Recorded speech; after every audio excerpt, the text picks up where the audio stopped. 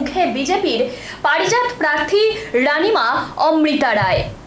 শাসকের সন্ত্রাসের বিরুদ্ধে কর্মীদের উৎসাহ দিতে গিয়ে তৃণমূল কর্মীদের বিক্ষোভের মুখে রানিমা তথা বিজেপির পারিজাত প্রার্থী অমৃতা রায়। আজ তাকে ঘিরে গো ব্যাক স্লোগান শোনা গেল তৃণমূল কংগ্রেসের কর্মী সমর্থকদের পক্ষ দিয়েই।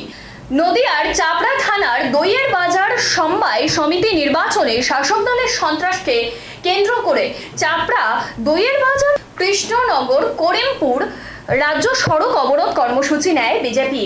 খবর পেয়ে ঘটনাস্থলে চাপড়া থানার পুলিশ এসে অবরোধ তুলে দেয়।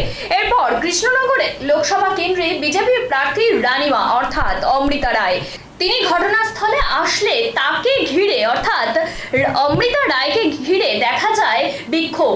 তৃণমূল কংগ্রেসের পক্ষ থেকেই কিন্তু এই বিক্ষোভ এবং সেই বিক্ষোভে তাদের তরফ থেকে অর্থাৎ তৃণমূল কংগ্রেসের তরফ থেকে অমৃতা রায়কে কেন্দ্র করেই গো ব্যাক স্লোগান শোনা যায়। আপনাকে দেখে গো ব্যাক স্লোগান তুললে কি বলবেন?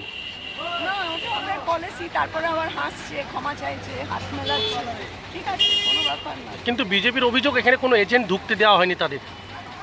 সেটা তো অন্য ব্যাপার। এখন কথা হচ্ছে যে ভোটটা শান্তিপূর্ণভাবে হোক, এটাই চাই। এবং সব থেকে বড় কথা হচ্ছে মারামারিটা না, কোনো রক্তপাত না। এবং সেই জন্যেই আসা এবং সেই জন্যে কর্মীদের মনোবল করা।